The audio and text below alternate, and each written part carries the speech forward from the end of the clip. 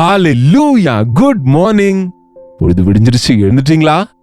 எங்க இருந்து நீங்க பார்த்து கொண்டிருக்கிறீங்கன்னு கமெண்ட் செக்ஷன்ல வந்து நீங்க பதிவு செய்யுங்க.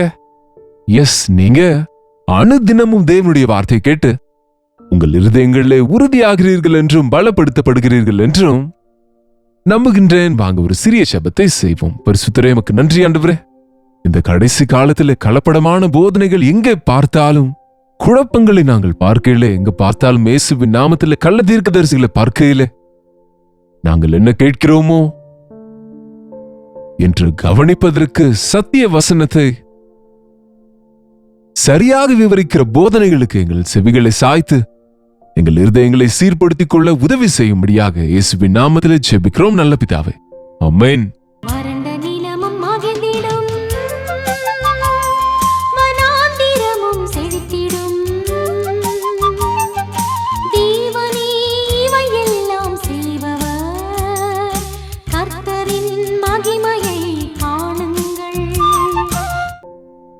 ஆமாங்க, யாரு சொன்னாலும் வசனம் தானே, எந்த சர்ச்சுக்கு போனாலும் மோட்சம் தானே என்பது போல இன்றைக்கு அநேக குழப்பங்கள் பார்த்து கொண்டு இருக்கிறோம். தேவனுடைய வசனத்தை யார் வேண்டுமானாலும் சொல்லலாம், உண்மைதான். இதற்கு பெரிய ஒரு கோர்ஸ் நிச்சயமாய் படிக்கணும், ஒரு லைசன்ஸ் எடுக்க வேண்டும் என்று ஒரு காலத்துல இப்படி நியமங்கள் இருந்தது. ஆனால் இப்போ பாருங்க, யார் வேண்டுமானாலும் செல்ஃப் அப்பாயிண்டட் பாஸ்டர்ஸ் அவங்களே பாஸ்டர்னு வைத்துக் கொள்ளுவாங்க. அவங்களே சபையை கட்டிக் கொள்ளுவாங்க. அவங்களே எனக்கு பரிசுத்த ஆவியின் வரங்கள் உண்டு என்று சொல்லிக் கொள்ளுவாங்க. ஆகவே இந்த உலகத்துல இந்த நாட்கள்ல குழப்பமாக இருக்கிறது. யாரையும் விமர்சிக்கவில்லை. ஒருவேளை உண்மையிலேயே அபிஷேகம் பெற்று தெய்வ ஊழியர்களா இருக்கலாம், தேவன் ஏற்படுத்தி கொண்டவர்கள் இருக்கலாம், அவர்களை பார்த்து பின்பற்றுகிற, இமிடேட் செய்கிற போலியான போதகர்களும் இருந்திருக்கலாம். யாரு உண்மை யாரு போலி என்பது அவர்கள் கனிகளை வைத்து தெரியும் என்றார் ஆண்டவர். அவர்களுடைய போதனை எல்லாருடையதும் ஒரே போல இருக்கலாம், அவங்க நோக்கமும் ஒரே போல இருப்பது போல காணப்படலாம். முட்களுக்குள்ள நம்ம திராட்சை பழங்களா இருக்க முடியாது இல்லையா? அது போல தேவனுடைய வசனத்தை நிதானமாய் பகுத்தறியும் போது அங்கே பரிசுத்தாவின் காரியங்கள், அதாவது இருதய மாற்றம் உண்டாகும், முக்கியமாக மனம் திரும்புதல் உண்டாகும். தேவனுடைய வசனம் வெளிப்படும் பொழுதே நம்முடைய இருதயங்களிலே வெளிச்சம் உண்டாகும், பேதமையிலிருந்து விடுவிக்கப்படுவோம்.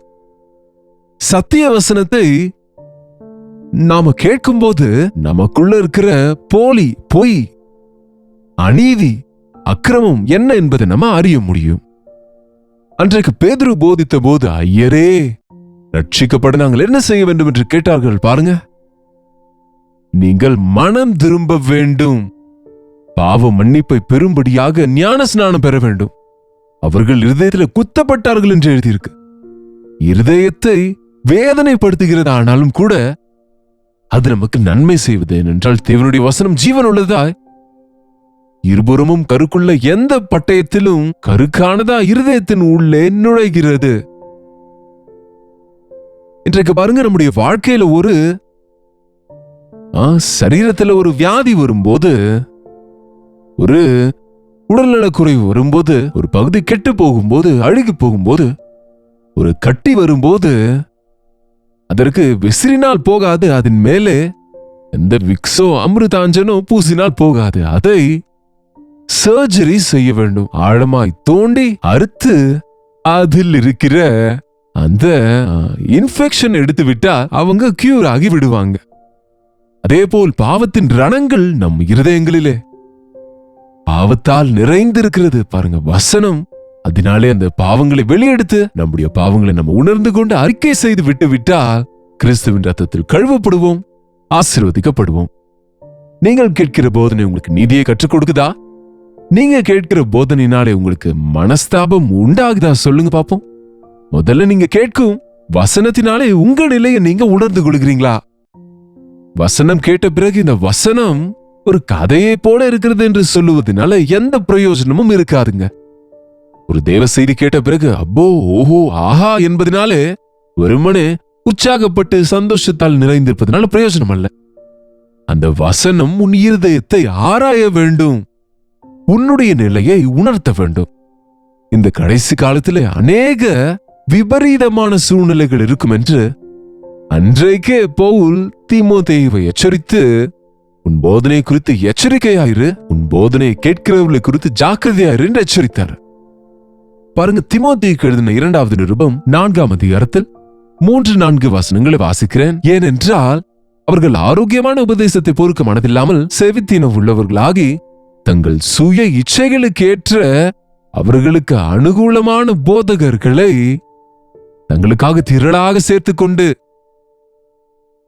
கடைசி காலத்திலே, இப்படிப்பட்ட காலத்திலே ஜனங்கள் ஆரோக்கியமான உபதேசத்தை, நல்வழிப்படுத்துகிற வார்த்தைகளை, போதனைகளை, இருதய சம்பந்தமான பக்தியை காண்பிக்கும் போதனையையும், கிறிஸ்துவின் இரத்தத்தை குறித்து போதிக்கிற போதனையையும், கிறிஸ்துவின் மூலம் பாவ மன்னிப்பை உண்டாக்கும் போதனையும், மனம் திரும்புதலை பெற வேண்டும் என்கிற போதனையையும் பழைய போதனையாய் நினைத்ததை ஓரங்கட்டி, என்னங்க, உன் பாவத்திலே நீ அழிந்து போவா என்ற வார்த்தையை அல்லாமல், எப்பொழுதோ என் தேவன் என் பாவத்தை மன்னித்து விட்டதுனால இன்றைக்கு நான் என்ன செய்தாலும் பரவாயில்லை, பாவத்துக்காக மனஸ்தாபப்படாமல் பாவத்தை அறிக்கை செய்து விட்டுவிடாமல், ஆண்டவர் தரும் பாவ மன்னிப்பை தனிப்பட்ட விதத்தில் பெறாமல் அலட்சியமாய் இருக்கிற இன்றைய கிறிஸ்தவ சபையை பார்க்கும்போது வேதனையாக இருக்கிறது. இது கடைசி காலங்கள். வசனத்தை கேட்ட பிறகு நான் என்ன செய்தேன், என் இருதயம் எப்படி இருக்கிறது என்ற மனஸ்தாபம் ஒவ்வொரு முறையும் நமக்கு உண்டாக வேண்டும்.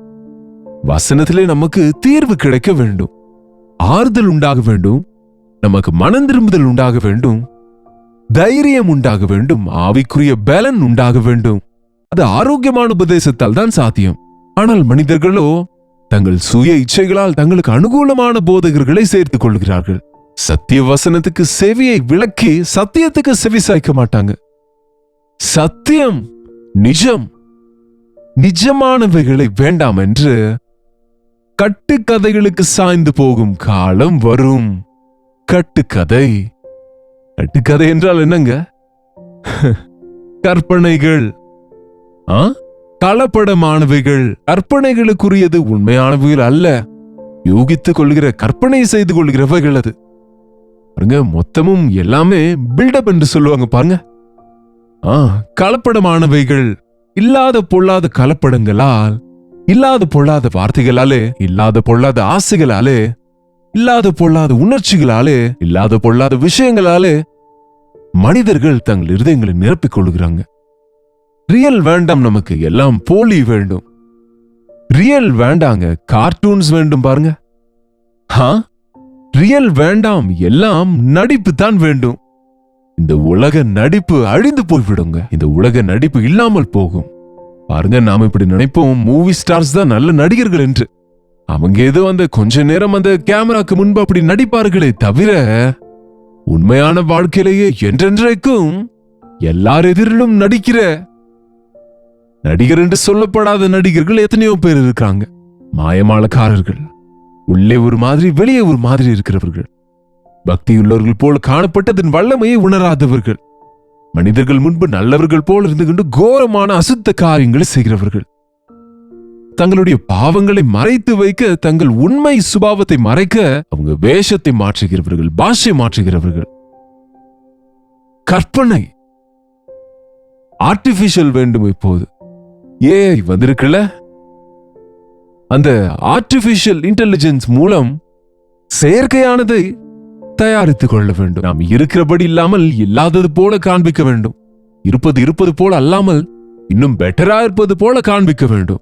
இன்னும் பெருமையாக காண்பித்துக் கொள்ள வேண்டும். இன்றைக்கு எங்கு பார்த்தாலும் இதுதான். பாருங்க, சோசியல் மீடியால இவ்வளவு தேவனுடைய வசனம் போதிக்கப்படுகிறது. நானே கவனிக்கிறேன், மணிக்கணக்கில் ஒரு காலத்துல வசனத்தை கேட்பார்கள். அன்றைக்கு எழுப்புதல் கூட்டங்கள்ல 3 மணி நேரம், 4 மணி நேரம், 5 மணி நேரங்கள் மீட்டிங் நடக்கும். அதுல 3 மணி நேரம் வசனம் இருக்கும், 1 மணி நேரம் ஜெபம் இருக்கும். ஆனால் இன்றைக்கு மனுஷங்களுக்கு ஷார்ட்டா இருக்க வேண்டும். என்னங்க, மனிதனுக்கு இருதயத்தை ஆழமாய் தோண்டி, இருதயத்தின் ஆழங்களில் இருக்கிற ஒவ்வொரு தீமையும் ஒவ்வொரு பாவத்தையும் வெளியே எடுத்து மனஸ்தாபப்பட்டு நம்ம இருதயங்களை கெடுக்கிற எல்லாவற்றுக்காகவும் கண்ணீரோடு ஜெபித்து விடுதலை பெறுகிற வரைக்கும் நீர் என்னை ஆசீர்வதிக்கும் வரை போக விடேன் என்ற இரவெல்லாம் போராடின யாக்கோபை போன்ற ஜெபம் இன்றைக்கு காணப்படுவதில்லை. டச் என்கிற ஜெபம் வேண்டும், அவ்வளவுதான். ஏதோ ஒரு வார்த்தையிலே ஒரு அற்புதம் நடந்து விடணும், அவ்வளவுதான். ஒரு வார்த்தையிலேயே அற்புதம் நடக்கணும். ஒரே நாளிலே நான் பரிசுத்தனாகி விட வேண்டும். ஒரு நல்ல ஒரு நிமிஷத்துல நீங்க மனம் திரும்பலாம், ரட்சிக்கப்படலாம். But you know, it will take your life time to be sanctified. கிறிஸ்துவின் ரத்தத்தில் கழுவப்பட்டு சுத்திகரிக்கப்பட்டு அவருடைய சாயலில் மாறுவதற்கு உங்க வாழ்நாள் முழுவதும் போராட வேண்டும். உங்க வாழ்நாள் முழுவதும் தேவனோடு உறவாட வேண்டும். அப்படிப்பட்ட பக்தி வேண்டாம் இன்றைக்கு நமக்கு. உடனே ஆசீர்வதித்து விடுங்க, நான் போக வேண்டும். எனக்கு ஆசீர்வாதங்களை கொடுங்க, என் இஷ்டம் போல அவைகளை பயன்படுத்திக் கொள்ளுவேன் என்கிற பக்தியை இன்றைக்கு பார்க்கிறோம்ல. எல்லாம் கலப்படங்கள் வேண்டும், வாக்குத்தத்தங்கள் வேண்டும். தேவன் உனக்கு நன்மை செய்வாராக, ஆசீர்வதிப்பாராக, நீ பலன் கொடுப்பாயாக, உன் இருதய வாஞ்சிகளை தீர்ப்பாராக, நீ நினைத்தது நடப்பதாக. அப்படி என்றால் எவ்வளவு சந்தோஷப்பட்டு விடுவாங்களோ இன்றைய விசுவாசிகள். உன் இருதயம் தேவனோடு சரியா இல்லாததினால் இந்த விஷயத்தில் உனக்கு பங்கு இல்லை என்றால் முகத்தை திருப்பிக் கொள்ளுவாங்கல்ல. முதலில் உன் இருதயத்தை சரி செய்து கொள் என்றால் கேட்க மாட்டாங்க. விமர்சனம் நிறைந்த வார்த்தைகளை, அவுட் சைடு விஷயங்களை, அவங்க தவறுகள் இவங்க தவறுகளை குறித்து எவ்வளவு சொன்னாலும், எவ்வளவு இன்ட்ரெஸ்டா, எவ்வளவு கியூரியாசிட்டியோடு கேட்பார்களோ, எவ்வளவு ஆசையா கேட்பார்களோ, உங்களுடைய விஷயம் வரும்போதோ முகம் மாறி போகும். காரணம், உன் இருதயத்தின் நிலையை காண்பிப்பது வசனமே தவிர மற்றவர்கள் தவறுகளை காண்பிப்பதல்ல. பரிசுத்த வேதத்தில் இருக்கிற வசனங்கள் மற்றவர்களை உனக்கு காண்பித்தால் அப்படி நீ கெட்டு போகாதே, அப்படி அழிந்து போகாதே என்று உன்னை எச்சரிக்கவே தவிர உன்னுடைய நிலையை உனக்கு உணர்த்தாமல் நீ மற்றவர்களை விமர்சிக்கும்படியாக அல்லங்க. கற்பனைகள், கட்டுக்கதைகள் பாருங்க. டிக்டாக் என்று இருக்குமா பாருங்க. நம்ம தேசத்துல அது பேன் பண்ணப்பட்டிருக்கு, ஆனா அநேக தேசங்கள்ல இன்னும் இருக்கிறது. என்ன அது? ஒன்றுக்கு ஒன்றை கலந்து செயற்கையாக தயாரித்து ஒரு பாடல் எடுத்து ஒரு வீடியோ எடுத்து அதை இன்னொன்று சேர்த்து அதையும் இதையும் கலந்து குவிக்கா 30 செகண்ட்ஸ்ல பிட்டபா என்றால் அது பார்க்க எவ்வளவு இன்ட்ரெஸ்டோ. அதே ஒரு 30 நிமிஷம் தேவனுடைய வசனத்தை கேட்க சொன்னால் போரிங். கேட்க மாட்டாங்க. என்னங்க, தேவனுடைய வசனம் உன் இருதயத்தை விருத்தி அடையும்படியாக செய்கிறது, உன் விசுவாசத்தை பெருக்குகிறதா இருக்கிறது என்று சொன்னால் அது தேவையில்லை. தற்காலிகமான ஈர்ப்புகள் எனக்கு போதும், என் காதுகளுக்கு இனிமையானது எனக்கு போதும், என் கண்களுக்கு இனிமையான காட்சிகள் எனக்கு போதும். அந்த அநாகரிகமான உடைகளோடு, அரை நிர்வாண காட்சிகளோடு, அருவருப்புகளோடு, தவறான அர்த்தங்களை கொடுக்கும் பாடல்கள், இசைகளோடு மனிதன் எப்படியாக தன்னை தான் திருப்திப்படுத்திக் கொள்ள முயற்சிக்கிறானோ அப்படிப்பட்ட நிலைமையே தேவனுடைய விஷயங்களில கூட இன்றைக்கு விசுவாசிகள் எனப்படுகிறவங்க தெரிந்து கொள்வது, ரீல்ஸ் நிறைய போஸ்ட் பண்ணுங்க, எங்களுக்கு ரொம்ப பிரயோஜனமா இருக்கிறதுன்னு சொல்கிறாங்க. ஒரு நிமிஷத்துக்குள்ள 30 செகண்ட்ல என்ன கொடுக்க முடியும், என்ன சொல்ல முடியும்?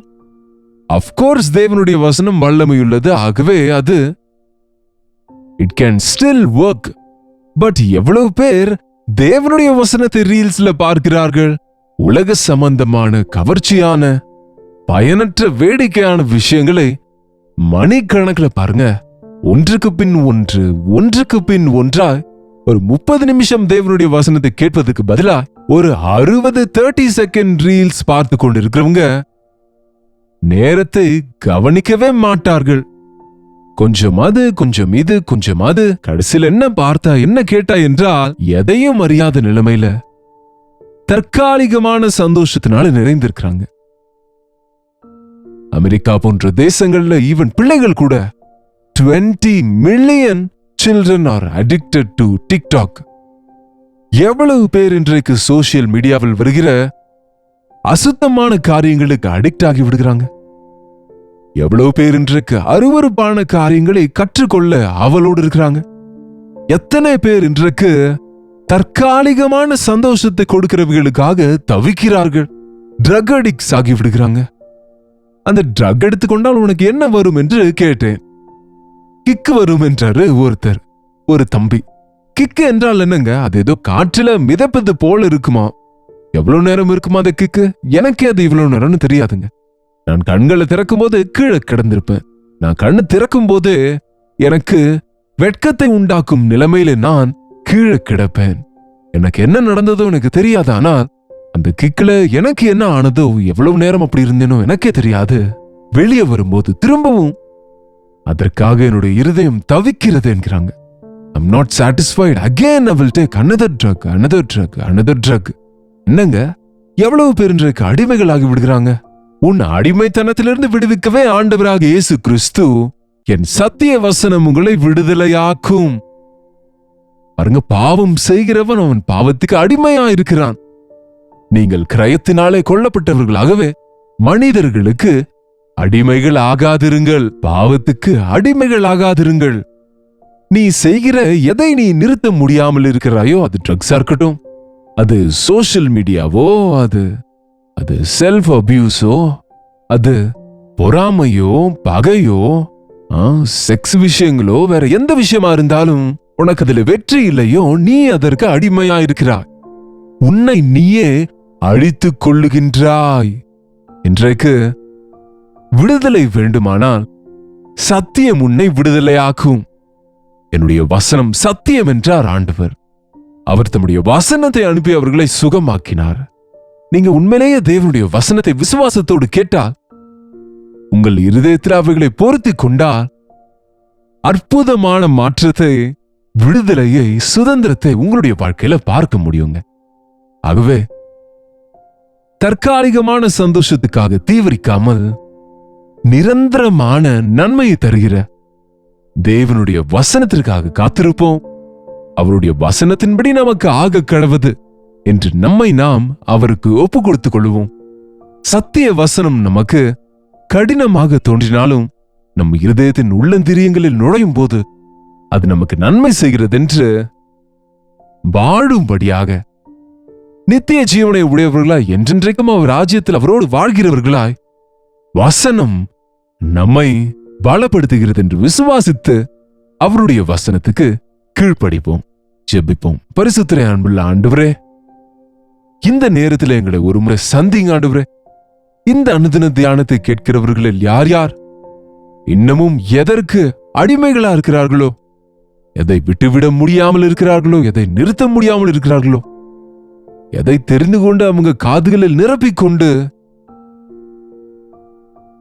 தங்கள் நேரத்தை வீணடிக்கிறார்களோ, அப்படிப்பட்ட கட்டுகளிலிருந்து நசரேயனாகிய இயேசு கிறிஸ்துவின் நாமத்தில் அவர்களை விடுவிக்கிறோம். அப்பா, உமக்குள்ளே மகிழ்கின்ற கிருபையும் உம்முடைய வசனத்திலே சந்தோஷிக்கிற ஆசீர்வாதத்தையும் எங்களுக்கு தந்தருளுங்க. உம்முடைய வசனத்தின் வெளிச்சத்திலே எங்களை நாங்கள் பார்த்து கொண்டு, எங்கள் இருதயங்களை சீர்படுத்திக் கொண்டு, நீ தருகிற உண்மை சந்தோஷ சமாதானங்களை பெற்றுக்கொள்ள, நானே வழியும் சத்தியமும் ஜீவனுமா இருக்கிறேன் என்ற உம்மை கண்டு கொண்டு உம்முடைய ராஜ்யத்தின் பிள்ளைகளாய் வாழ்வதற்கும், இந்த உலகத்தை விட்டு பிரியும் போது உம்முடைய ராஜ்யத்திலே என்றென்றைக்கும் வாழும்படியாக எங்கள் ஒவ்வொருவருக்கும் உதவி செய்யும்படியாக இயேசுவின் நாமத்தில் ஜெபிக்கிறோம் பிதாவே, ஆமென். நம்முடைய பிதாவாகிய தேவனுடைய அன்பும் குமாரனாக இயேசு கிறிஸ்துவின் கிருபையும் பரிசுத்த ஆவியானவருடைய அந்யோன்யமும் ஐக்கியமும் கூடி வந்திருக்கிற நம் அனைவருக்கும் இப்பொழுதும் சதா காலமும் துணையா இருப்பதாக, ஆமென். தேவனுக்கு ஸ்தோத்திரம். நீங்க ஏதாவது பாவத்துக்கு அடிக்ட் ஆகி இருக்கிறீங்களா? என்னங்க, நிறுத்த முடியாமல், உங்க ஃபிங்கர்ஸ்ல சக்தி இல்லாமல், உங்களுடைய சிந்தனைகளை கட்டுப்படுத்த முடியாமல் உங்கள் இருதயங்கள் பல விதங்களில் வழிமாறி போகிறதா? கெட்ட பழக்கங்களுக்கு, தீய காரியங்களுக்கு இடம் கொடுத்து வசனத்தை கசப்பாக எண்ணி தேவனுடைய வசனத்தை, தேவ சமூகத்தை அலட்சியப்படுத்துகிறவங்களா இருக்கிறீங்களா? உங்களுக்கு விடுதலை கிடைப்பது அங்கே என்று உணர்ந்து இனியிலிருந்தாவது சத்திய வசனத்தை கேளுங்க. சர்வ வல்லமையுள்ள தேவனுடைய வல்லமையினாலே ஒவ்வொரு பாவத்தையும் ஜெயித்து பரிசுத்தர்களாக வாழும்படியாய் அவர் தருகிற கிருபையை பெற்றுக் கொள்ளுங்க. உங்களுக்காக நாங்க ஜெபிக்க வேண்டும் என்று நீங்க விரும்பினால் உங்க பாரங்களை 8939801234க்கு ஒரு டெக்ஸ்ட் அல்லது வாய்ஸ் மெசேஜ் மூலமாக வாட்ஸ்அப் பண்ணுங்க. உங்களுடைய பட்சத்துல நாங்க விண்ணப்பம் செய்கிறோம். நீங்களும் ஜெபிங்க. தேவன் நிச்சயமாக உங்களை விடுவிப்பாருங்க. டாக்டர் ஜே பால் தமிழ் யூடியூப் சேனலை இன்னும் சப்ஸ்கிரைப் பண்ணாம இருந்தா பண்ணிக்கொள்ளுங்க. டாக்டர் ஜே பால் தெலுங்கு, தமிழ், ஹிந்தி, மலையாளம், பெங்காலி, கன்னடா மொழியிலும் கூட தேவனுடைய வசனத்தை எல்லா மொழிகளிலும் கொடுத்து கொண்டிருக்கிறோம். உங்க உறவினர்கள், நண்பர்கள், மற்ற மொழி பேசுகிறவர்களுக்கு இதை தெரியப்படுத்துங்க, ஷேர் பண்ணுங்க. அதே போல உங்க ஜெப விண்ணப்பங்களோடு கூட உங்க பிரேஸ் ரிப்போர்ட்ஸ் எங்களுக்கு நீங்க தெரியப்படுத்துங்க. கர்த்தருக்கு சித்தமானால் நாளைக்கு இதே நேரத்தில் அனுதின தியான நிகழ்ச்சியில் கர்த்தருடைய வார்த்தையோடு உங்களை சந்திக்கிறேன். அதுவரை கர்த்தருடைய கிருபை உங்களுக்கு துணையாக இருப்பதாக. ஹalleluya. பெங்களூர் மற்றும் பெங்களூரை சுற்றி இருக்கிற உங்களுக்கு ஒரு நற்செய்தி.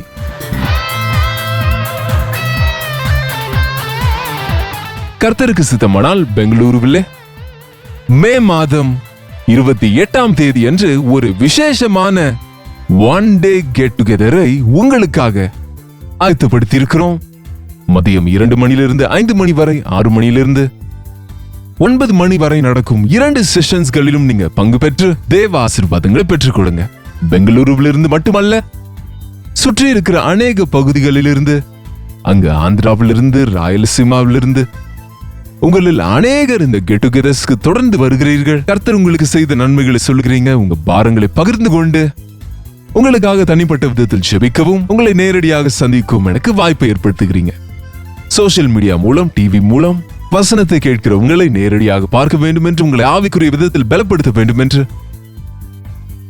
பெங்களூரு வருகிறோம். இந்த ஒன் டே கெட் டுகெதரில் தேவ சமூகத்தில் நாம இருக்கும்படியாக, தேவ ஆவியின் காரியங்கள் பார்க்கும்படியாக, அவருடைய தேவ செய்தியை கேட்டு மகிழும்படியாக வாருங்கள், பங்கு பெறுங்க. மிக முக்கியமாக ஜெபித்துக் கொள்ளுங்க. உங்க உற்றார் நண்பர்களுக்கும் இந்த விஷயத்தை தெரியப்படுத்துங்க. இந்த முறை முகவரி மாறி இருக்கிறது, கவனிங்க. Jesus calls prayer tower, Netaji road, Frazer town, near cantonment railway station, Bengaluru. உங்களுக்கு மேலும் விவரங்கள் வேண்டுமானால் QR கோடை நீங்க ஸ்கேன் பண்ணி கொள்ளுங்க, அல்லது கீழே ஸ்கிரீன்ல இருக்கிற நம்பருக்கு நீங்க உடனடியாக தொடர்பு கொள்ளுங்க. நிச்சயமா கலந்து கொள்ளுங்க. உங்க நண்பர்கள், உறவினர்களையும் உங்களோடு கூட்டிக் கொண்டு வாங்க. உங்களுக்காக விசேஷமா ஜெபிக்க, தேவனுடைய வசனத்தினால் உங்களை பலப்படுத்த நாங்க வாஞ்சிக்கின்றோம். வாங்க, பங்கு பெறுங்கள், தேவ ஆசீர்வாதங்களை பெற்றுக் கொள்ளுங்கள்.